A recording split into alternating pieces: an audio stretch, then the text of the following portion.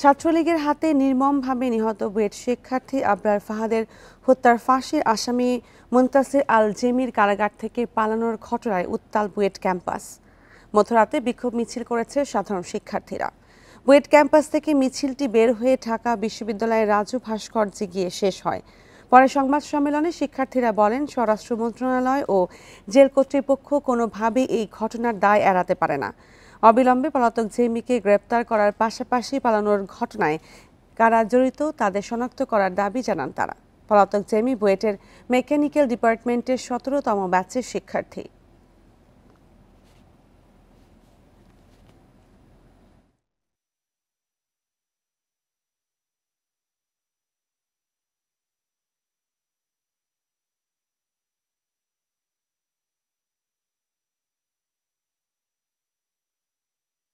এই দৃষ্টান্ত শহীদ আবরার ফাহাদের সাথে প্রতারণা এবং বেঈমানি বাংলাদেশের বিচার ব্যবস্থার ইতিহাসে নিকৃষ্টতম দৃষ্টান্ত।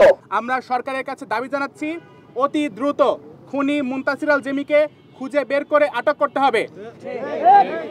পাশাপাশি তার পলায়ন কার্যে সহযোগিতাকারী প্রত্যেক ব্যক্তিকে শনাক্ত করে বিচারের আওতায় আনতে হবে। হয়তো খুব শীঘ্রই হয়তো রায়ও আসবে একটা হাইকোর্টের, কিন্তু এর মুহূর্তে যদি একজন পালিয়ে যাচ্ছে এটা তো আসলে লজ্জাজনক আমাদের সবার জন্যই, মানে রাষ্ট্রের জন্যই লজ্জাজনক। বৈষম্য বিরোধী ছাত্র আন্দোলন ও জাতীয় নাগরিক কমিটির সমন্বয়ে আগামী শুক্রবার আত্মপ্রকাশ করতে যাচ্ছে নতুন রাজনৈতিক দল। ওই দিন বেলা ৩টায় রাজধানীর মানিক মিয়া এভিনিউতে হবে এই আত্মপ্রকাশ। জাতীয় সংসদ ভবন সামনে রেখে শপথ নেবেন দলটির নেতারা। জানালেন, গণ আকাঙ্ক্ষা বাস্তবায়নে কাজ করবে তাদের দল। সোমবার সন্ধ্যায় রাজধানীর বাংলা মোটরে জরুরি সংবাদ সম্মেলন। এতে নতুন দলের আত্মপ্রকাশের তারিখ ঘোষণা করেন বৈষম্য বিরোধী ছাত্র আন্দোলন ও জাতীয় নাগরিক কমিটির নেতারা। নতুন বাংলাদেশ যে ক্যাম্পেইন জনমত জরিপ কর্মসূচি আমরা সম্পন্ন করেছি। সব শ্রেণী পেশার প্রতিনিধিত্ব থাকবে নতুন দলটিতে। প্রায় ২ লাখ মানুষের মতামতের ভিত্তিতে নাম ও প্রতীক ঠিক করা হবে বলে জানান নাগরিক কমিটির সদস্য সচিব। আমরা নতুন যে রাজনৈতিক দলের কথা বলছি, আমরা চেষ্টা করব আমাদের রাজনৈতিক দলের মধ্য দিয়ে আমাদের কর্মসূচি, আমাদের প্রোগ্রাম, আমাদের লক্ষ্য উদ্দেশ্য সব কিছুর মধ্য দিয়ে মানুষের যে প্রত্যাশার জায়গাগুলো আছে সেই প্রত্যাশাগুলোকে পূরণ করবার আমরা সর্বোচ্চ চেষ্টা চালিয়ে যাব। আমরা যখন নিবন্ধনের কার্যক্রমের সঙ্গে যুক্ত হব তখন আমরা ফাইনালি ঠিক করব যে আমাদের দলের প্রতীক মার্কা কি হতে পারে। দুর্নীতি প্রতিরোধ, বেকার সমস্যা নিরসন, সুশাসন প্রতিষ্ঠা, রাষ্ট্রীয় সেবার মানসহ দেশের সামগ্রিক উন্নয়নে এই দল কাজ করবে বলে জানান নাগরিক কমিটির মুখ্য সংগঠক। 28 ফেব্রুয়ারি বিকাল ৩টায় জাতীয় সংসদ প্রাঙ্গণ সংলগ্ন মানিক মিয়া এভিনিউতে আমরা আমাদের এই নতুন রাজনৈতিক দলের আত্মপ্রকাশ করতে যাচ্ছি। 28 ফেব্রুয়ারি দেশবাসী নতুন ইতিহাসের সাক্ষী হবে বলেও মন্তব্য করেন নাগরিক কমিটির নেতারা। এটি অভ্যুত্থানের পরে নতুন এক বাংলাদেশ। আনোয়ার সাদাত নূর, ইন্ডিপেন্ডেন্ট নিউজ, ঢাকা। চলতি বছরের ডিসেম্বর থেকে আগামী বছরের মার্চের মধ্যে জাতীয় নির্বাচন অনুষ্ঠিত হতে পারে, জানিয়েছেন প্রধান উপদেষ্টার প্রেস সচিব শফিকুল আলম। রাজনৈতিক দলগুলো যদি কম সংস্কার চায় তাহলে ডিসেম্বরের মধ্যেই নির্বাচন। সোমবার রাতে রাজধানীর ফরেন সার্ভিস একাডেমিতে এক ব্রিফিংয়ে এই কথা বলেন তিনি। এপ্রিল মাসের থেকেই কালবৈশাখী এবং ঝড় বৃষ্টির সময় শুরু হয়ে যায়, ফলে এপ্রিলের পরে যখন এপ্রিল পরে জুনে আবার মনসুন শুরু হয়ে যায়, তো ফলে ওই 3টা মাস আসলে ইলেকশনের জন্য অতটা উপযোগী না। তো সেই জন্য আমাদের ধারণা সেটা হচ্ছে যে ইলেকশন ইদার ডিসেম্বরের মধ্যে হবে, নতুবা ম্যাক্সিমাম মার্চের মধ্যে। রাজনৈতিক পরিস্থিতি নিয়ে তর্ক বিতর্ক করে দেশে ক্ষতিকর পরিস্থিতি সৃষ্টি না করার আহ্বান জানিয়েছেন বিএনপির ভারপ্রাপ্ত চেয়ারম্যান তারেক রহমান। দুপুরে খুলনা মহানগর বিএনপির কাউন্সিলে লন্ডন থেকে ভার্চুয়ালি যোগ দিয়ে এই আহ্বান জানান তিনি। তারেক রহমান বলেন, এসব বিভক্তির মাধ্যমে লাভবান হবে সাবেক স্বৈরাচার ও সরকার বিরোধীরা। 15 বছর পর কাউন্সিলের আয়োজন করে খুলনা মহানগর বিএনপি। নগরের সার্কিট হাউস মাঠে আয়োজিত কাউন্সিলে বক্তব্য রাখেন স্থানীয় ও কেন্দ্রীয় নেতারা। কাউন্সিলে লন্ডন থেকে ভার্চুয়ালি যোগ দেন দলের ভারপ্রাপ্ত চেয়ারম্যান তারেক রহমান। সংস্কারের প্রয়োজনীয়তার কথা উল্লেখ করে তিনি বলেন, রাজনৈতিক স্থিতিশীলতা নিশ্চিত করতে না পারলে কোনো সংস্কার সফল হবে না। বিভিন্ন দল ও মতবাদের মানুষের মধ্যে দ্বিধা দ্বিমতের কথা উল্লেখ করে এর পরিণতির কথা মনে করিয়ে দেন বিএনপির ভারপ্রাপ্ত চেয়ারম্যান। আমরা তর্ক বিতর্ক করতে গিয়ে দেশে এমন পরিস্থিতির উদ্ভব যাতে না হয়, যাতে করে সেই স্বৈরাচার হোক অথবা এমন কেউ হোক যারা বাংলাদেশের ভালো চায় না, এমন কেউ সুযোগ পেয়ে যাক, এ ব্যাপারে আমাদেরকে সতর্ক থাকতে হবে। এর একই সাথে আমাদেরকে সতর্ক থাকতে হবে আরো একটি বিষয়ে, প্রিয় সহকর্মীবৃন্দ, আমাদেরকে সতর্ক থাকতে হবে যে আমরা অযাচিত তর্ক বিতর্ক করে জনগণ এবং দেশের স্বার্থ রক্ষা থেকে যাতে দূরে সরে না যায়। তারেক রহমান বলেন, বিভ্রান্ত হয়ে অনৈতিক কাজে জড়িয়ে পড়া নেতাকর্মীদের বিরুদ্ধে ব্যবস্থা নেওয়া হয়েছে। বিএনপি অন্যায়ের সঙ্গে আপোষ করে না। আমাদের হয়তো অনেক সীমাবদ্ধতা ছিল, আমরা অনেক কিছু করতে চেয়েও হয়তো অনেক কিছু করতে পারিনি, কিন্তু আমি বিশ্বাস করি আমরা যদি আমাদের সীমাবদ্ধতার কথাগুলো জনগণের কাছে সঠিকভাবে তুলে ধরতে সক্ষম হই, নিশ্চয়ই ইনশাল্লাহ জনগণ আমাদেরকে আবার সুযোগ দিবে। এবং এইবার সুযোগ দিলে আমরা যেই সীমাবদ্ধতার কারণে যে কাজগুলো বিগত আগে করতে পারিনি, সেই কাজগুলো আমাদেরকে এবার সমাপ্ত করতে হবে। দ্রুত নির্বাচন দেওয়ার তাগিদ দিয়ে তিনি বলেন, দেশের মানুষের প্রত্যাশা অনুযায়ী দেশ পুনর্গঠনে দ্রুততম সময়ে স্বচ্ছ নির্বাচন দেওয়া জরুরি। আমাদেরকে সতর্ক থাকতে হবে। Jahanara Parvin, Independent News, Dhaka. কারাগারে থাকা জামায়াত নেতা এটিএম আজহারুল ইসলাম ফ্যাসিস্ট আওয়ামী লীগের জুলুমের শিকার দাবি করে অবিলম্বে তাকে মুক্তি দেওয়ার আহ্বান জানিয়েছেন দলের আমির ডক্টর শফিকুর রহমান। সকালে শরীয়তপুরের ভেদরগঞ্জে এক পথসভায় এই কথা বলেন তিনি। আজহারুল ইসলামকে মুক্তি না দিলে তাকেও গ্রেপ্তার করে কারাগারে পাঠানোর আহ্বান জানান জামায়াত আমির। তিনি বলেন, পরিবর্তিত বাংলাদেশে এখনো জুলুমের বোঝা ঘাট থেকে নামেনি। সমাজ গড়ার দায়িত্ব নিতে যুবকদের এগিয়ে আসার আহ্বান জানান ডক্টর শফিকুর রহমান। মানবতা বিরোধী অপরাধের দায়ে 2012 সাল থেকে জামায়াতের ভারপ্রাপ্ত সেক্রেটারি জেনারেল এটিএম আজহারুল ইসলাম কারাগারে রয়েছেন।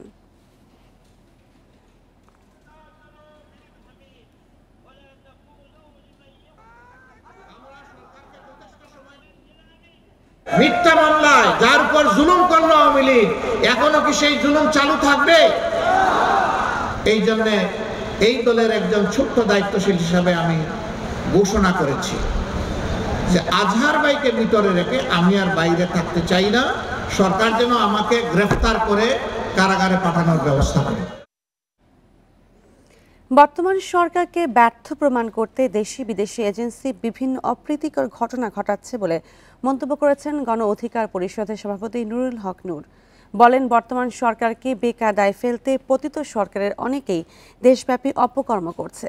সোমবার দুপুরে ডিএমপি কমিশনার শেখ মোহাম্মদ সাজ্জাদ আলীর আমন্ত্রণে ঢাকা মহানগর পুলিশ সদর দপ্তরে সাক্ষাৎ শেষে তিনি এই কথা বলেন। নূর বলেন, পট পরিবর্তনের পর অনেক দীর্ঘ শীর্ষ সন্ত্রাসী জামিনে বের হয়ে আবারও রাজত্ব করার চেষ্টা করছে। ডিএমপি পুরোপুরি সক্রিয় না হলে বাকি দেশের অবস্থা আরও খারাপ হবে বলেও মন্তব্য করেন তিনি। বাংলাদেশ পাকিস্তানের কাতারে যাচ্ছে, এটা অনেকেই দেখাতে চাচ্ছে। এই বিদেশি তৎপরতা যাতে সঠিক প্রমাণ না হয় সেজন্য পুলিশকে পদক্ষেপ নেওয়ার আহ্বান তার। বলেন, বর্তমান সরকারের জনসমর্থন থাকলেও তারা তা কাজে লাগাতে পারেনি। রাজনৈতিক সরকার আসলেই রাতারাতি পরিবর্তন হয়ে যাবে এটা আমরা মনে করি না, বরং এই সরকারের জনসমর্থন কিন্তু রাজনৈতিক সরকারের চেয়েও বেশি।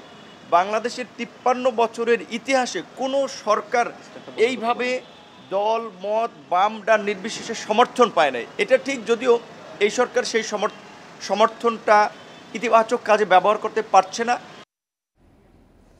আইনশৃঙ্খলা পরিস্থিতি সন্তোষজনক রয়েছে বলে দাবি স্বরাষ্ট্র উপদেষ্টার। বলেন, ছোটখাটো ঘটনা আগেও ঘটেছে। সোমবার দুপুরে সচিবালয়ে আইনশৃঙ্খলা নিয়ে বৈঠক শেষে এসব কথা বলেন তিনি। উপদেষ্টা আরও জানান, তৎপরতা বাড়বে আইনশৃঙ্খলা বাহিনীর। এ সময় প্রধান উপদেষ্টার প্রেস সচিব জানান, গুরুত্বপূর্ণ স্থানে চলবে যৌথ অভিযান। প্রতিদিনই কোথাও না কোথাও চুরি, ছিনতাই, ডাকাতি ও ধর্ষণের ঘটনা ঘটছে। এ নিয়ে উদ্বিগ্ন বিভিন্ন শ্রেণী পেশার মানুষ। প্রতিবাদে বিক্ষোভ করছে শিক্ষার্থীরা, পদত্যাগ চায় স্বরাষ্ট্র উপদেষ্টার।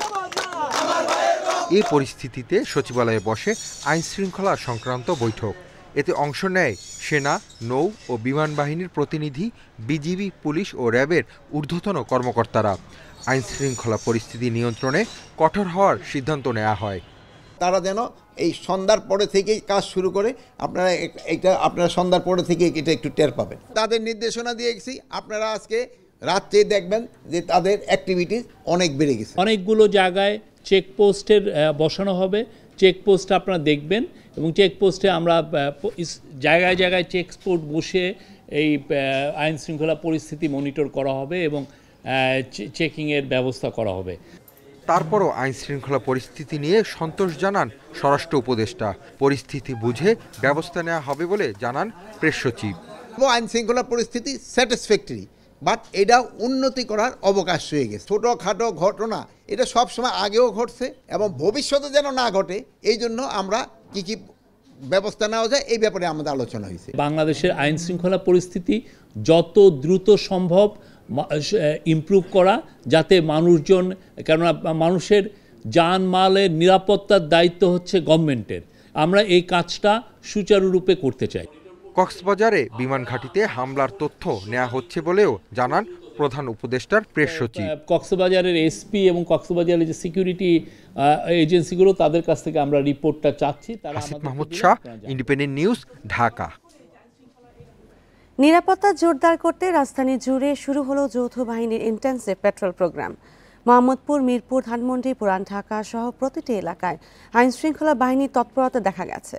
চেকপোস্টগুলোতে ছিল কঠোর নজরদারি। গাড়ি, মোটরসাইকেলের পাশাপাশি অটোরিকশাও তল্লাশি করে আইন শৃঙ্খলা বাহিনী। পাড়া মহল্লার অলি গলিতে টহল দিতে দেখা গেছে আইন শৃঙ্খলা বাহিনীকে। রোববার রাতে রাজধানীর বনশ্রী ও মোহাম্মদপুরে ছিনতাই ও গুলির ঘটনায় সরকার এমন পদক্ষেপ নিয়েছে। অপরাধ দমনে অপারেশন ডেভিল হান্টের পাশাপাশি শুরু হলো ইন্টেন্সিভ পেট্রোল প্রোগ্রাম।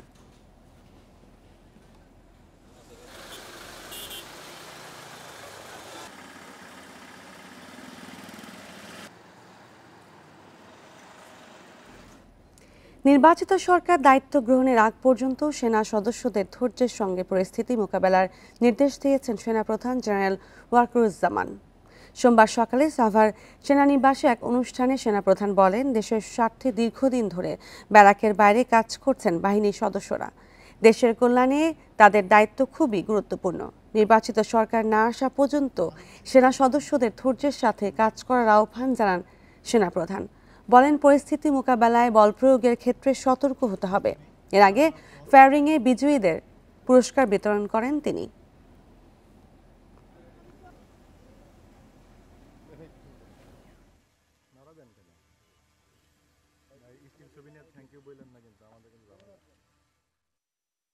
দেশ এবং জাতির জন্য আমাদের কাজ করে যেতে হবে।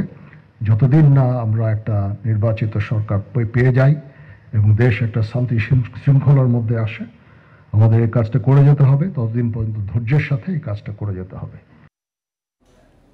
ভারতের আশ্রয় নেওয়া শেখ হাসিনার বক্তব্যে এমনিতেই সম্পর্ক শীতল। দুদেশের নীতি নির্ধারকদের পাল্টাপাল্টি মন্তব্যে তা আরও বিষে উঠেছে। পররাষ্ট্র উপদেষ্টা বলেন, তারপরও বাংলাদেশের অবস্থান স্পষ্ট। এখন দিল্লিকেই সিদ্ধান্ত নিতে হবে কেমন সম্পর্ক চায়। সব বাদ দিয়ে একসাথে কাজ করার আহ্বান জানান তিনি। সোমবার বিকেলে এক ব্রিফিংয়ে উপদেষ্টা জানান, ট্রাম্পের দাবি করা $29 মিলিয়ন নিয়ে কোনো তথ্য নেই, এনজিও ব্যুরো জানে না।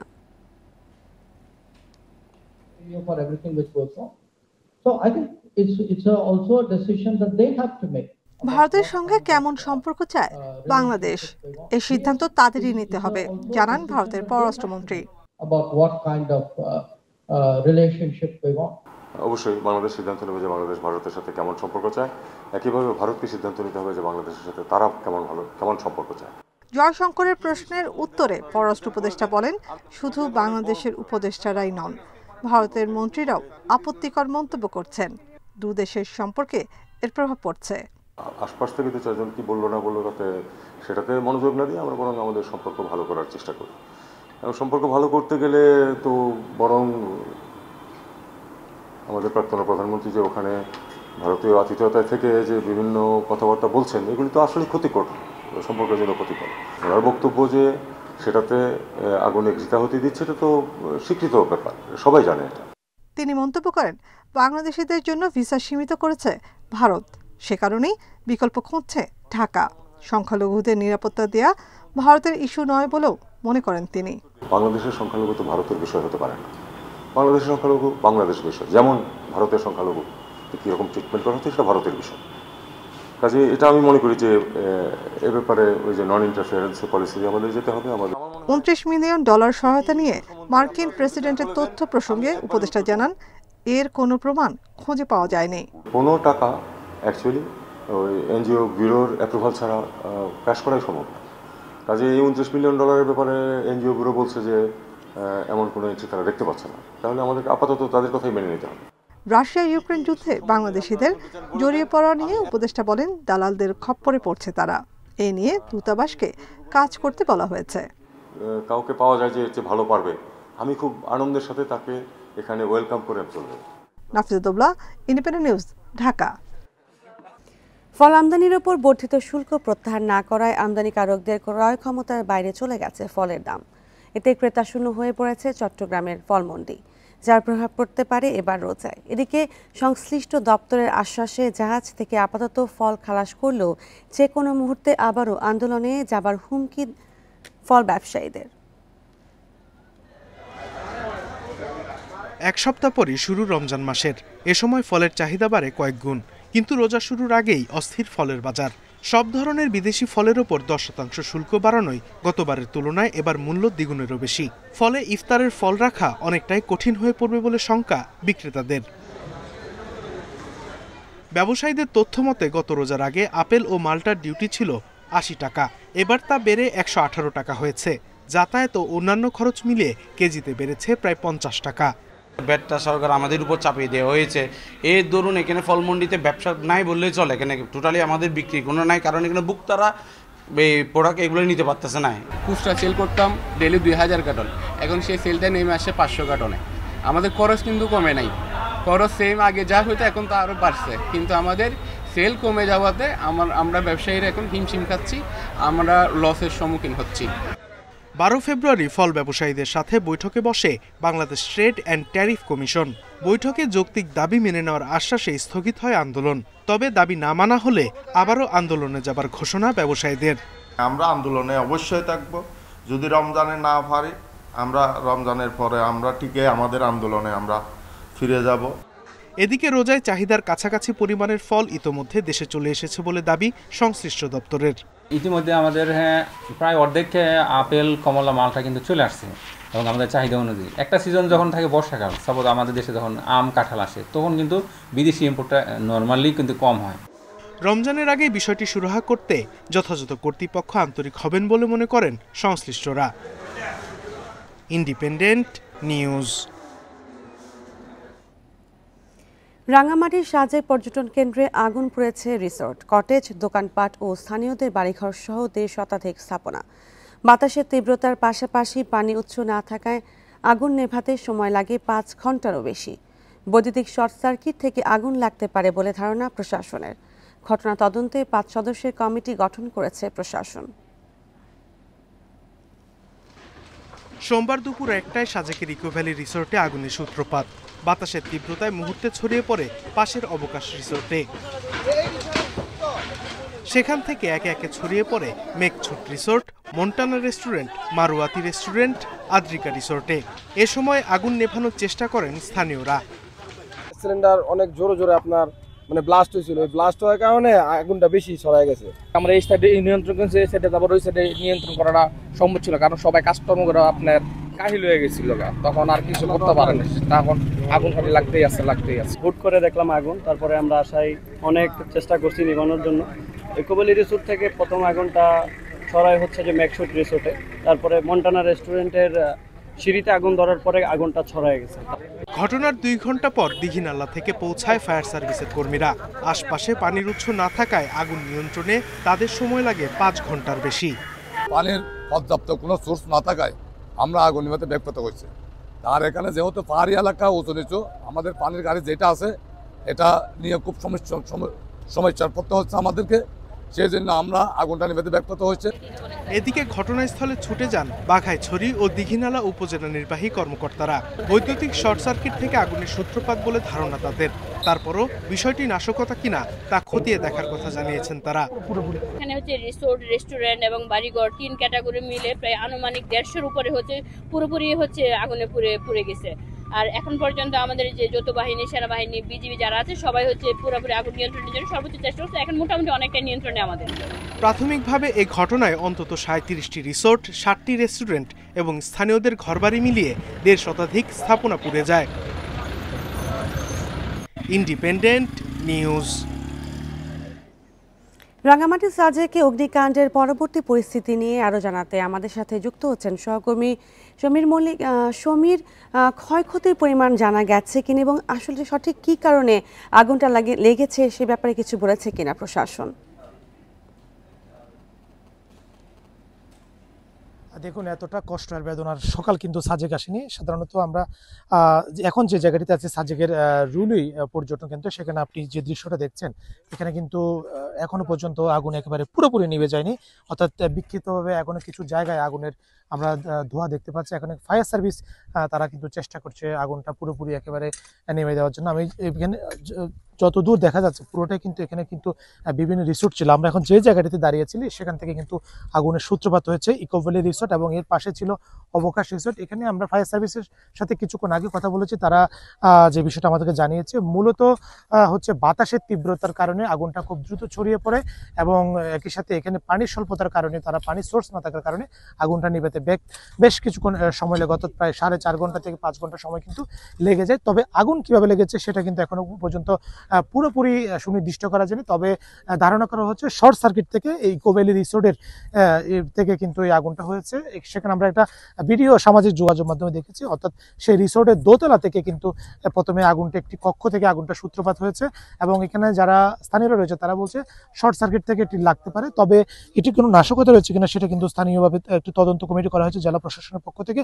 আগুন লাগার কোনো কারণটা আসলে কি এবং আগুনের যে ক্ষয়ক্ষতি নিরূপণ সেটার জন্য কিন্তু স্থানীয় প্রশাসনের পক্ষ থেকে 7 সদস্য বিশিষ্ট একটি তদন্ত কমিটি করা হয়েছে গতকাল রাতে এবং সেই কমিটি আগামী 7 দিনের মধ্যে রিপোর্ট দেবে। তবে আমরা এখানে যারা ব্যবসায়ী রয়েছে তাদের সাথে কথা বলেছি, তারা বলছে যে আসলে এই আগুনে তারা একেবারে পুরোপুরি নিঃস্ব হয়েছে। বেশ কয়েকজন রিসোর্ট মালিকের সাথে কথা হয়েছে, তাদের একজনের 3-4টা করে পর্যন্ত রিসোর্ট ছিল, সবগুলোই কিন্তু একেবারে পুরো নিঃস্ব হয়ে গেছে। সেখানে রিসোর্টের যে মালামাল ছিল, আগুন এত বেশি ভয়াবহ এবং খুব দ্রুত সময়ে ছড়িয়ে গেছে, সেখান থেকে কিন্তু আসলে কোনো ধরনের মালামাল তারা উদ্ধার করতে পারেনি। অর্থাৎ সে রিসোর্টগুলোতে যে ধরনের মূল্যবান সামগ্রী ছিল, নগদ টাকা ছিল এবং আসবাবপত্র ছিল, সবকিছু কিন্তু একেবারে পুরো ছাই হয়ে গেছে। আমরা এখন পর্যন্ত যে খবরটা পেয়েছি, রিসোর্টের পাশাপাশি কিন্তু এখানে স্থানীয় লুসাই এবং ত্রিপুরাদের যে বসত বাড়ি রয়েছে সেরকম প্রায় 35টি বসত বাড়ি পুড়ে গেছে এবং এখানে দোকান প্রায় 20টির মতো দোকান পুড়েছে এবং রেস্টুরেন্ট পুড়েছে 7টি এবং এর সাথে রিসোর্ট 34টি, অর্থাৎ প্রায় 95টি মতো কিন্তু স্থাপনা ইতিমধ্যে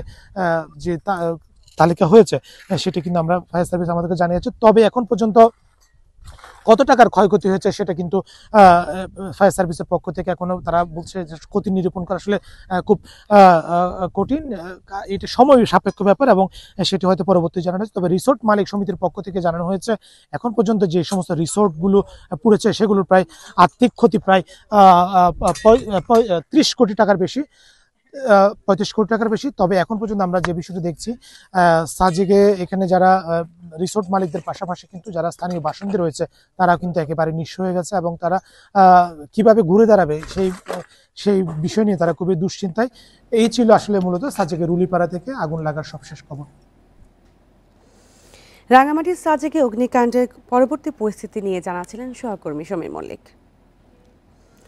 বান্দরবান পৌরসভায় বালাঘাট মাছের বাজার এলাকায় আগুনে 4টি ঘর পুড়ে গেছে। সোমবার রাত 8টায় এই দুর্ঘটনা ঘটে। প্রত্যক্ষদর্শী ও ফায়ার সার্ভিস জানিয়েছে বৈদ্যুতিক শর্ট সার্কিট থেকে একটি ঘর থেকে আগুনের সূত্রপাত হয়, যা মুহূর্তের মধ্যেই 4টি ঘরে ছড়িয়ে পড়ে। পরে স্থানীয়রা ও ফায়ার সার্ভিস 20 মিনিটের চেষ্টায় আগুন নিয়ন্ত্রণে আনে। আগুনের ঘটনায় নগদ 3 লাখ টাকা সহ ঘরে আসবাবপত্র ও স্থাপনা ক্ষতিগ্রস্ত হয়েছে, তবে কোনো হতাহতের ঘটনা ঘটেনি।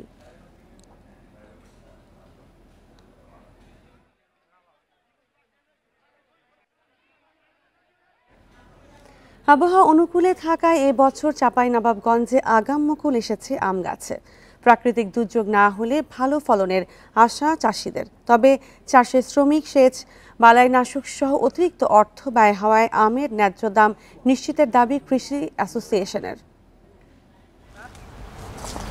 চাঁপাইনবাবগঞ্জে ফাল্গুনের শুরুতেই গাছে গাছে আমের মুকুল। মৌসুমের শুরুতেই মিলছে ভালো ফলনের আভাস। চাষিরা বলছেন আবহাওয়া ভালো থাকায় এবার আগাম মুকুল এসেছে আম গাছে। প্রাকৃতিক দুর্যোগে না পড়লে এই মৌসুমে ভালো লাভের আশা আম চাষি ও ব্যবসায়ীদের। এক বছর ভালো আম হয়, এক বছর হচ্ছে যে তুলনামূলক কম হয়। তো সেই হিসাবে এবছর আমের মুকুলের পরিমাণটা খুবই ভালো। আমরা বাগানে স্প্রে শুরু করেছি, পানি দিচ্ছি, আমরা পরিচর্যা শুরু করেছি। সামনে যে আবহাওয়া ভালো থাকে তাহলে আমরা মনে করছি এবার আমরা এত ভালো কিছু করব। এবছর শ্রমিক, সেচ, বালাইনাশক সহ চাষের সবকিছুতেই ব্যয় বেড়েছে। তাই ন্যায্য দাম নিশ্চিতের দাবি কৃষি অ্যাসোসিয়েশনের। 10 বছর পরিসংখ্যান যদি দেখেন, আমের দাম যেখানে ছিল সেখানে কিন্তু আছে, কিন্তু যদি পরিচর্যা খরচ বলেন সেটা কয়েক গুণ বেড়ে গেছে। স্পেশালি হচ্ছে লেবার খরচটা বেড়েছে, আর সাথে ফি বছর যেটা বাড়ছে সেটা হচ্ছে কীটনাশকের দাম। কৃষি বিভাগ বলছে জেলার 75% গাছে এরই মধ্যে মুকুল এসেছে। এক সপ্তাহের মধ্যেই 90 থেকে 95% গাছেই মুকুল আসবে। পরিচর্যার বিষয়ে চাষিদের পরামর্শ দিচ্ছে কৃষি বিভাগ। পূর্ণভাবে যখন ফুলটা ফুটে যাবে তারপর থেকে নিয়মিতভাবে সেচ এটা নিশ্চিত করতে হবে। তার জন্য আমরা কাজ করছি এবং এর পাশাপাশি যে স্প্রেগুলো করতে হয় ছত্রাকনাশক এবং কীটনাশক দিয়ে, অর্থাৎ মুকুল ফুটার আগে একটা স্প্রে করছে তারা। এবছর চাঁপাইনবাবগঞ্জে 37,504 হেক্টর জমিতে আমের বাগান করা হয়েছে। গত বছরের চেয়ে 100 হেক্টর কমেছে বাগান। তবে বর্ষা মৌসুমে লাগানো হবে নতুন আম গাছ। Independent news. পর্যটনের গুরুত্বপূর্ণ জেলা রাঙামাটিতে নেই হৃদরোগের উন্নত চিকিৎসা। 1.5 দশক আগে করোনারি কেয়ার ইউনিট নির্মাণ হলেও যন্ত্রপাতি ও জনবল নিয়োগ না হওয়ায় আজও চালু হয়নি সেটি। জেলায় কেউ হৃদরোগে আক্রান্ত হলে চিকিৎসার জন্য ছুটতে হয় চট্টগ্রামে। চিকিৎসা সেবা চালুর বিষয়ে স্বাস্থ্য অধিদপ্তরের সঙ্গে যোগাযোগ চলছে, জানালেন সিভিল সার্জন। 2009 সালে রাঙামাটি জেনারেল হাসপাতাল প্রাঙ্গণেই নির্মাণ হয় 5 তলা বিশিষ্ট করোনারি কেয়ার ইউনিট। স্থাপন করা হয় বেশ কিছু সরঞ্জাম। তবে 15 বছর পেরিয়ে গেলেও এখনও চালু হয়নি হৃদরোগের চিকিৎসার এই ইউনিট। 2014 সালে ভবনটি রাঙামাটি মেডিকেল কলেজের কার্যক্রমের জন্য হস্তান্তর করে মন্ত্রণালয়। রাঙামাটি জেনারেল হাসপাতালে প্রতিদিন গড়ে 5 জন রোগী আসেন হৃদরোগে আক্রান্ত হয়ে। উন্নত চিকিৎসার ব্যবস্থা না থাকায় তাদের পাঠাতে হয় চট্টগ্রামে। আমরা অক্সিজেন দেওয়া ছাড়া আর প্রাথমিক ট্রিটমেন্ট যেটাই ডাক্তার সাহেব অ্যাডভাইস করে সেটা দিয়ে চিটং রেফার করে দেয়, তখন চিটং এ পাঠিয়ে দেওয়া হয়। বিভিন্ন এলাকা থেকে স্ট্রোকের রোগী এসে এখানে করোনা ইউনিটে ভর্তি হতে না পারে রাস্তায় যেতে যেতেই তারা মৃত্যুবরণ করছে। এটি আমাদের জন্য খুবই হতাশা এবং দুঃখজনক। রাঙ্গামাটিতে সিসিউর কোনো সেবা পাওয়া যাচ্ছে না এখানে, আর এখানে যে একটা সিসিউর ল্যাব আছে সেটাতে তো এখনো অকার্যকর অবস্থা রয়ে গেছে। প্রয়োজনীয় জনবল ও যন্ত্রপাতির বরাদ্দ না থাকায় 1.5 দশকেও এটি চালু করা যায়নি, জানালেন কর্মকর্তা। হৃদরোগের উন্নত চিকিৎসার চালুর বিষয়ে স্বাস্থ্য অধিদপ্তরের সঙ্গে যোগাযোগ চলছে, বললেন সিভিল সার্জন। বিশেষত জনবল ছিল না বিধায় আমরা কখনো এটা চালু করতে পারি নাই। পরবর্তীতে রাঙ্গামাটি মেডিকেল কলেজ যখন তার কার্যক্রম শুরু করে, এই সিসিইউ ভবন নিয়ে তার কার্যক্রম শুরু করে। রাঙামাটি জেলায় জনসংখ্যা প্রায় 6.5 লাখ। জেলায় রয়েছে মাত্র একটি জেনারেল হাসপাতাল। Independent news. আর ছিল এখনকার সংবাদে। ইন্ডিপেন্ডেন্ট টেলিভিশনের সব খবর বিস্তারিত জানতে চোখ রাখুন ফেসবুক, ইউটিউব ও এক্সে। ধন্যবাদ সবাইকে।